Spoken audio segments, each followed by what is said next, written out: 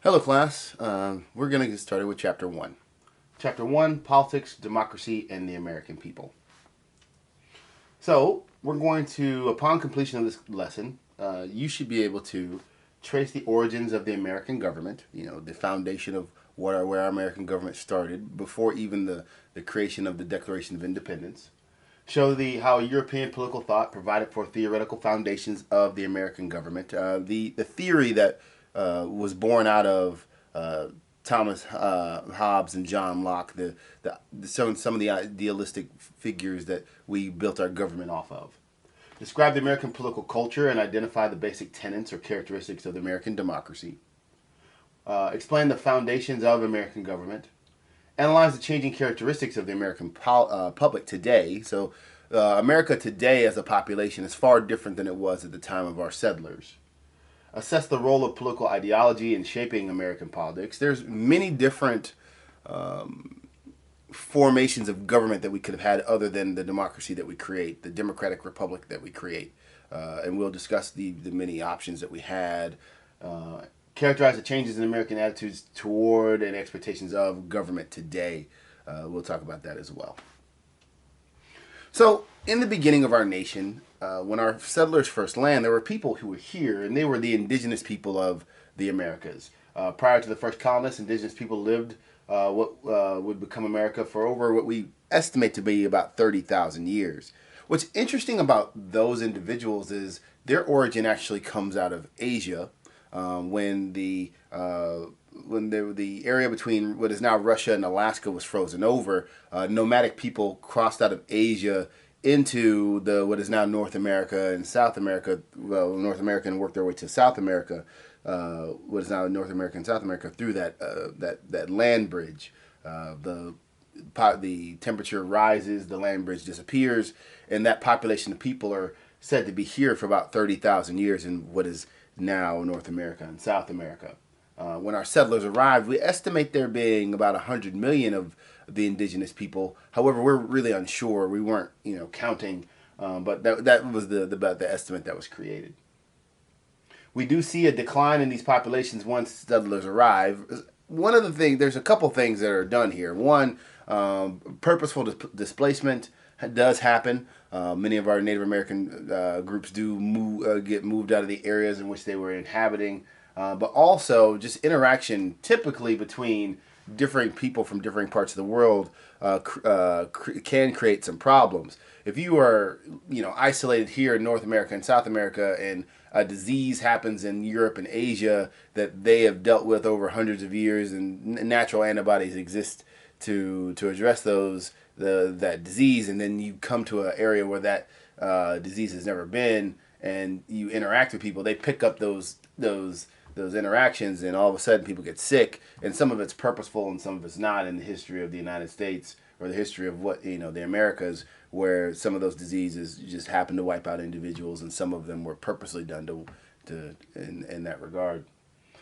Even here in Georgia, we had Native American populations that were moved westward as far as the New Mexicos, and then up into North Carolina as well. So many of these Indian populations or Native American populations did reside throughout the nation in far more widespread populations than we did have today. One of the things about this, if you're following along, hopefully you're all following along with your own PowerPoints on your screen or printed out. But from time to time you'll find a picture will not load. But we want to discuss our first colonists and the reasons that they've come. There are two main reasons that colonists are coming to America. There are groups that are searching for wealth, and then there are the groups that we celebrate during Thanksgiving that are coming here looking for religious freedom. So let's talk about the wealth-based individuals first. Our wealth-based individuals are individuals who are sent here to the New World as laborers, and then we're people who have the wealth that are sending them. One of the benefits of the New World is there's a lot more land. If you look at England as a landmass, it's an island, and so there is a finite amount of land that exists. And so now we have this new world where land exists, but there's no infrastructure. There, there's buildings don't exist, roads don't exist, and so people who are wealthy are sending laborers to work and create those areas. They're going to clear fields. They're going to start making building. They're going to put the roads into place. And we have many governments doing this. England's doing it. France is doing it. The Dutch and the Netherlands are doing it. People who are from Germany and German descent and Finnish from Finland are coming here and landing in different areas. And so the video is blurred out, but down here in the Virginias, you have the English populations. You have a Dutch population in South New Jersey area, what is now South New Jersey area. Yeah, you have a Swedish population that comes in the New York area, and then you have our secondary English population who's up in the Plymouth, Massachusetts area. Again, they were motivated by several reasons. Again, many wanted to enhance their own fortune. You were able to acquire land where you didn't or weren't able to acquire land in the first place. A lot of this is going to be born out of a change that's going to be happening in the world. The Enlightenment period, which is going to begin around 1600, is going to lead many of these individuals to come to the New World. And a lot of that has to do with there's a change in human reason, there's a change in science, and there's a change in religious tolerance. Human reason, the ability to think outside of what has been declared and us to be able to challenge certain understandings that we couldn't challenge before. Prior to 1600, if you challenge what was deemed to be set in stone by the government, you would be put to death. And that's not much different with the other two categories here. Science, if you were able to develop something scientifically that you really couldn't explain, but you understood how the steps would work, but other people didn't understand it, it might be considered witchcraft and you might be put to death. And then religious tolerance. Governments and kingdoms did not like religions outside of the religion that the government promoted. And again, if you were a member of that religion and it didn't jive or didn't coordinate with the religion of the state or the government, you could be put to death. So we get into 1600 and we're starting to allow for changes that and differing opinions that we didn't allow for before. And so religion, you might be able to challenge what government said in certain areas and might not be put to death. You might be able to, again, have people start to understand or have leeway for the science, factors of science. And again, and people might be able to tolerate and understand and accept that. And again, and lastly, people might have religious beliefs that were now beginning to be tolerated differently than they were before.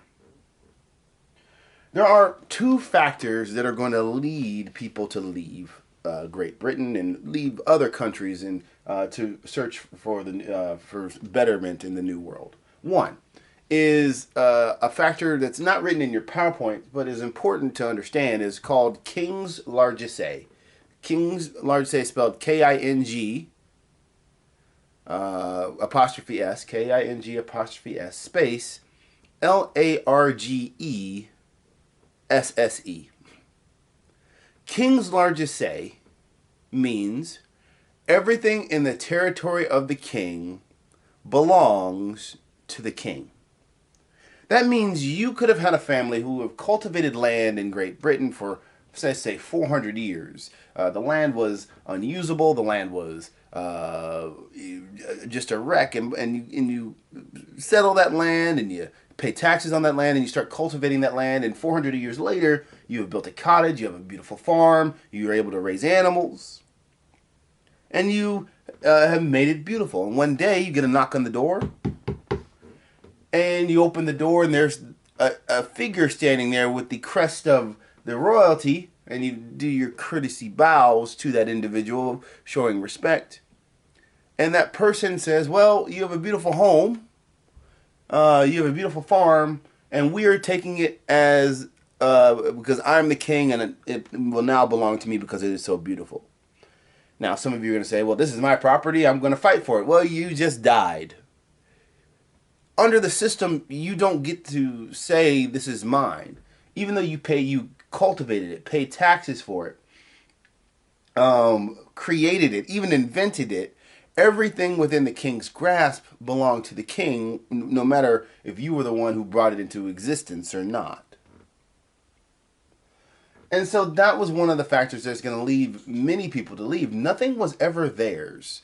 And so there were a lot of infringements on property and other things. It could be relationship wise. And some monarchs, if your wife was extraordinarily beautiful or just caught their eye, might end up being their next wife if this was something that they wanted, because everything in the territory of the king belonged to the king. The other factor, which is going to lead to our settlers that we celebrate during the Thanksgiving time, is the divine right of king. The divine right of king says the statements and actions done by the king are ordained or blessed by God. And so this is an interesting category because kings are, in a society, a king is kind of a lucky individual because they are born into a family that will allow them to be king. And so many kings believe that they're blessed by God and that their decisions are ordained by God. And so you have no argument against that individual. If you're arguing with the state over an issue, you're also arguing against God and the religion of that government. And then now that leads you into extra problems. And our pilgrims, the Puritans, the Puritans are a particular group of pilgrims, ended up running into that problem. They have a different belief system than the rest of Great Britain. Great Britain during this time is English Catholic and Roman Catholic, depending on who was the monarch. And their Protestant beliefs are fairly different than, the denomination is different than the Catholic denomination. So there's some headbutting. And many Puritans are put to death or banished from England during this time. And so some decide to leave.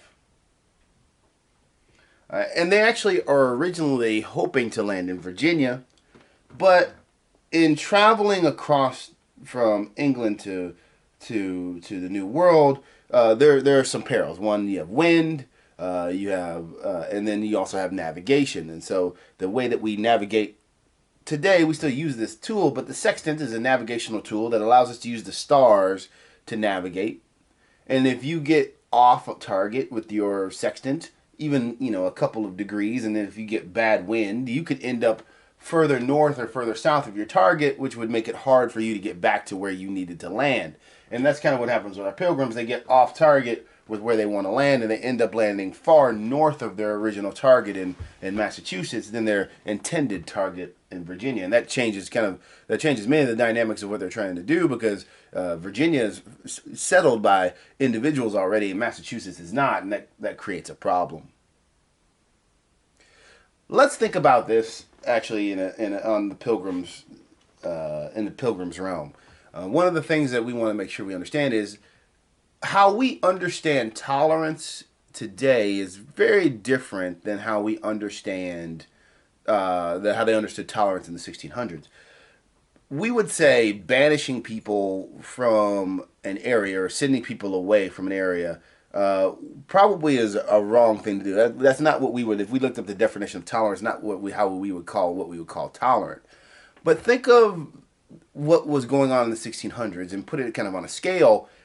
Is if I was the king and I say, hey, I'm going to give you an option. Either we're going to send you away and banish you, or allow you to go away and start your own colony, or we could kill you. You're going to probably take the option of being sent away, and you probably would believe that's a little bit more tolerant than the action of being killed, which it is.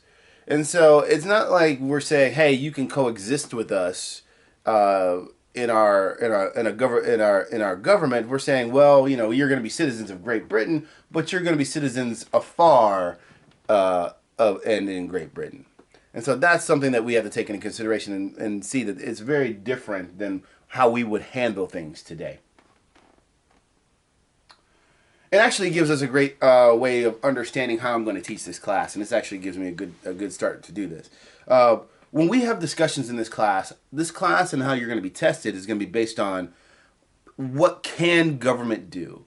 If I ask you a question on your tests, it's going to be, can government through its power do a certain action? And the answer to that question is going to be always yes. What government classes and what people a lot of times get hung up on is the difference between government power and what government can do versus what government should do. And that's where our ideological arguments come into play.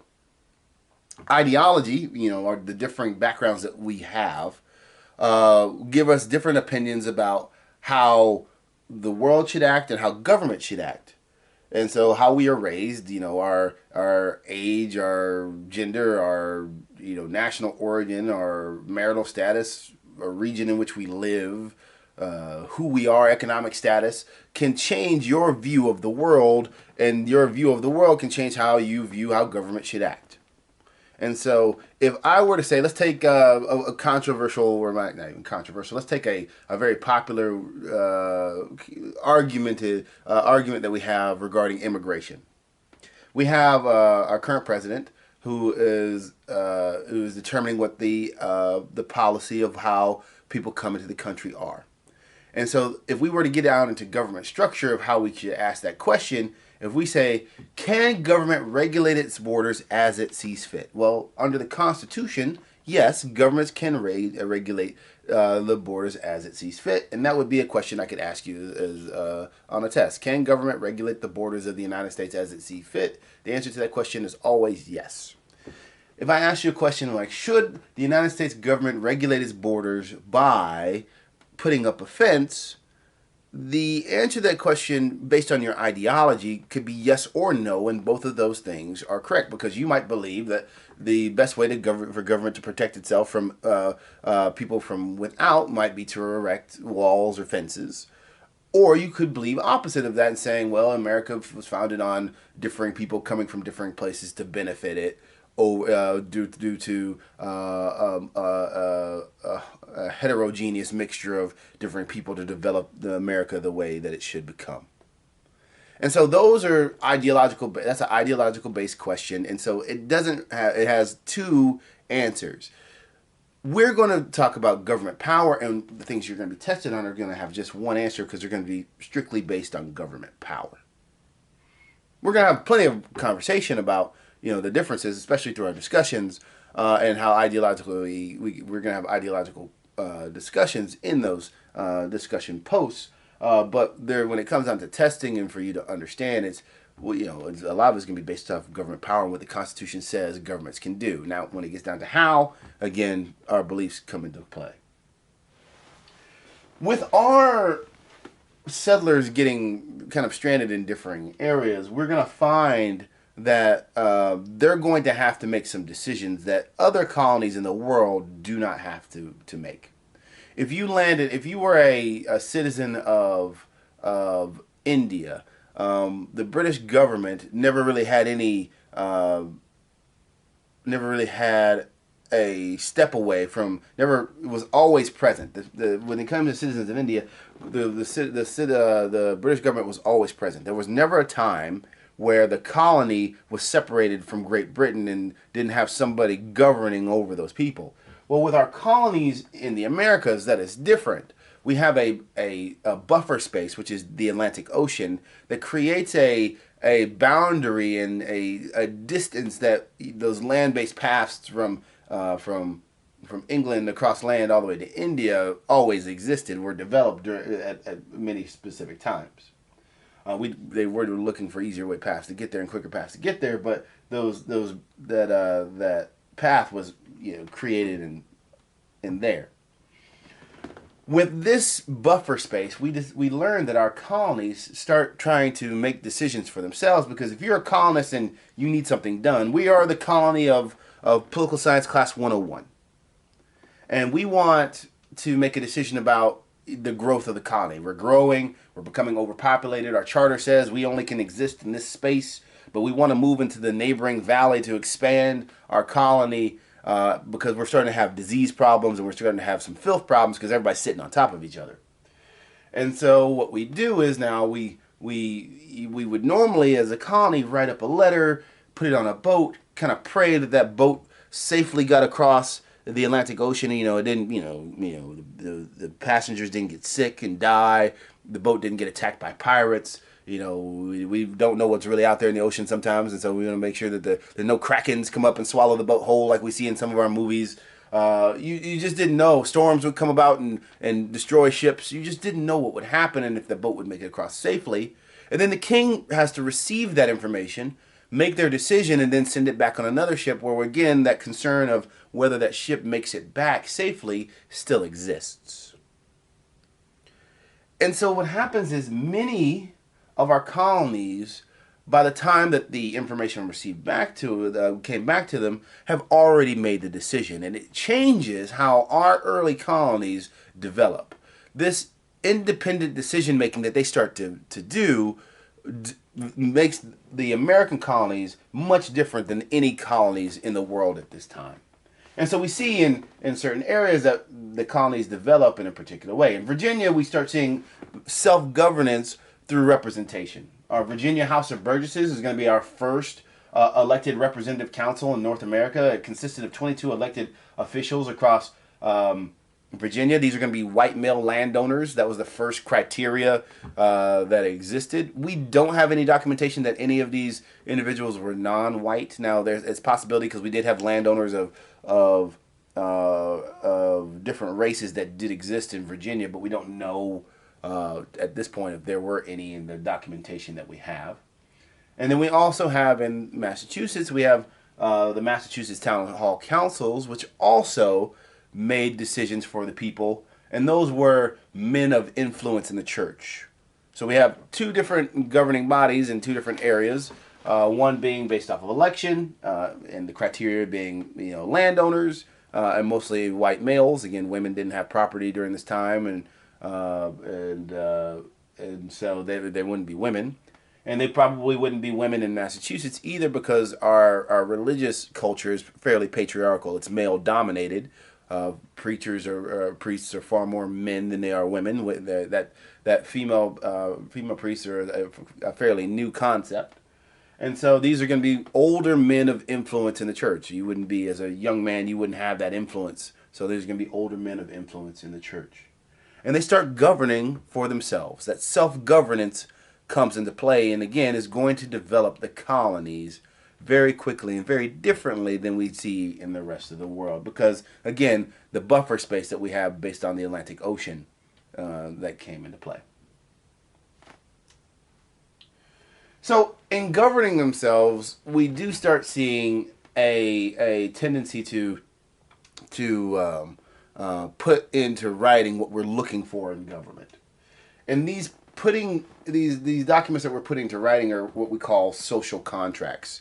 Contracts between the people and government, developing how government should be run. And actually, we see very early on with our settlers in Massachusetts that they create a document even before landing in Massachusetts, on Plymouth. The Mayflower Compact, document written by the Pilgrims while at sea, putting into words or enumerating the scope of the government and its expectations.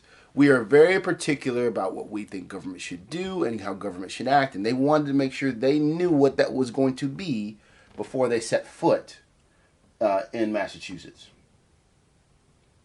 We see that we have a social contract today. Our document that lays out the foundation for our government and how government should act is written down. It's the U.S. Constitution, which is our second constitution. We've had two. The first being the Articles of Confederation, which did the same thing, but in a different way. And we'll talk about that when we get into Chapter 2. And then today, our U.S. Constitution, which has been around since 1787, which puts in the responsibilities and powers of government and what government can do and what the protections of the people are that we have through the Bill of Rights and the subsequent amendments to the U.S. Constitution. So where does the social contract theory come from? Well, it comes from two main individuals when we talk about the U.S. government, Thomas Hobbes and John Locke. The belief that people are free and equal by natural right, and that in turn requires that all people give their consent of the governed. I want to put social contract into kind of a different definition that's a little bit easier to understand. We're all born, so this is the definition that we're going to use for class.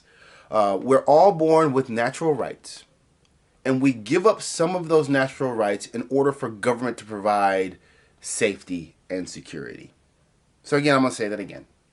We're all born with natural rights, but we give up some of those natural rights in order for government to provide safety and security. And so let's look at kind of Hobbes, and Hobbes lays this out. Now, if you look at Hobbes, Hobbes is not the most smiley individual in the world.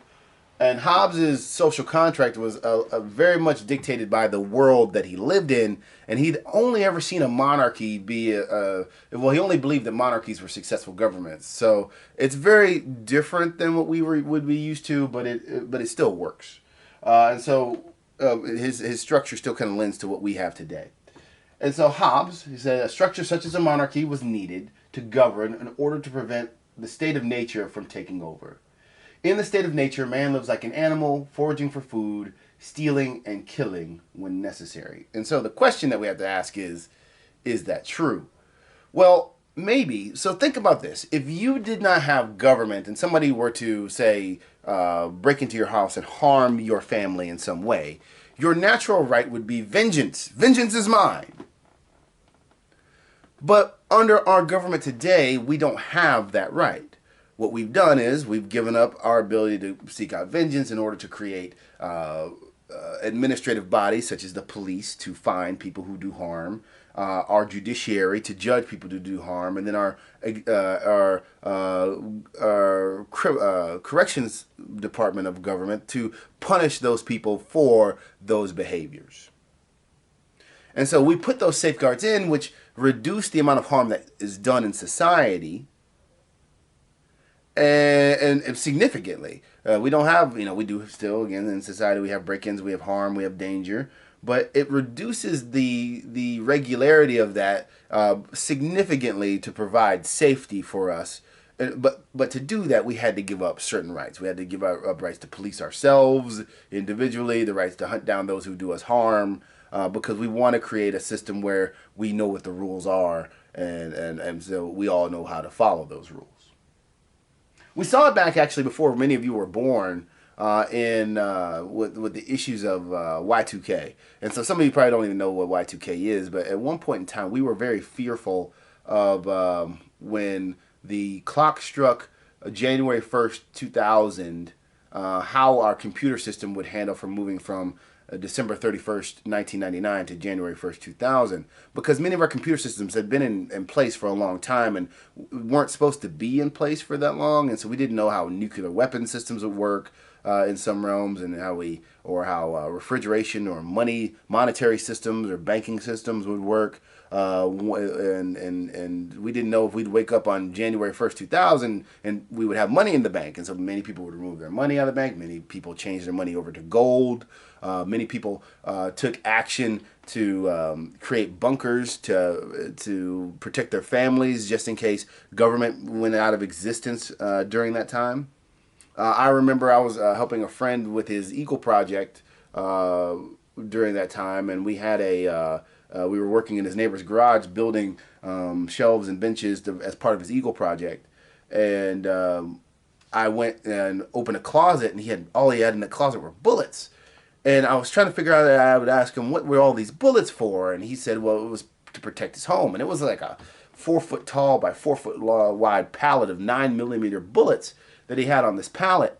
And I looked in this closet, looking around, because it was a tool that he told me to get out of the closet. And he said, and I was getting the tool, and I didn't notice any food or water. And he said in his home he had food and water. He didn't really want to explain to me how much, but I think he was trying to make sure, if Y2K did happen, if the shutdown of government did happen, that he didn't disclose how much food and water he had, worrying that I would come back. But after seeing all the bullets, I wasn't, or I wouldn't, because that's not my nature. But that was one of the things that were put in place. People were very fearful about that time. I even asked him, I said, how many bullets do you have here? And he's like, I think I have one for everyone in the state of Georgia, which is that was a quote, which, stayed with me today. That's a huge amount of distrust in the people that you even live around. And then I said, well, what happens if you run out of food and water? He goes, well, I also have the ability to take food and water. So that's a very dangerous and scary factor that Hobbes points out that exists in society. that the social contract reduces the factor of happening. If we have these rules put in place that stop people from that we all abide by, it reduces the amount of harm that we do to one another, so we can live in a society that interacts hopefully successfully. Again, Hobbes believes that without a contract or social contract, life would be solitary, poor, nasty, brutish, and short. And under those factors, he's probably right if we had no government. Gladly, we have a structure, and we don't take 100% of how Hobbes believes government should act from Hobbes. We also use some of John Locke's teachings as well. Locke argues that the major role of government is to protect private property. And we have that in the Constitution. You have life, liberty, your protections are life, liberty, and property. Now, if some of you are going to say our protections are life, liberty, and pursuit of happiness, that's the Declaration of Independence. And yes, Jefferson does use some of Locke's philosophies in the Declaration of Independence, but a lot of that is property basis comes from the property basis comes from Locke, and we see that with Madison and how he formulates the Adams and how he formulates the U.S. Constitution.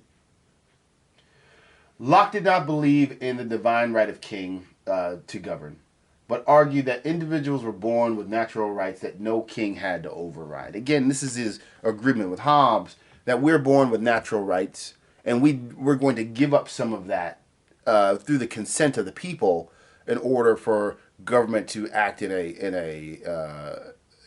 way that it acts today. If a government breaks the contract, they do not have the consent of the governed. That's Locke's argument, and that we should be able to rise up and take the power back from the government, or government really should consent and give that power back to the people. So we have the theory of our social contract theory. Again, we give up natural rights in order for government to provide safety and security, but it has to have a form. We have to now put it into a structure to how government is going to act, and we're going to have put it in a structure on how we choose our leadership.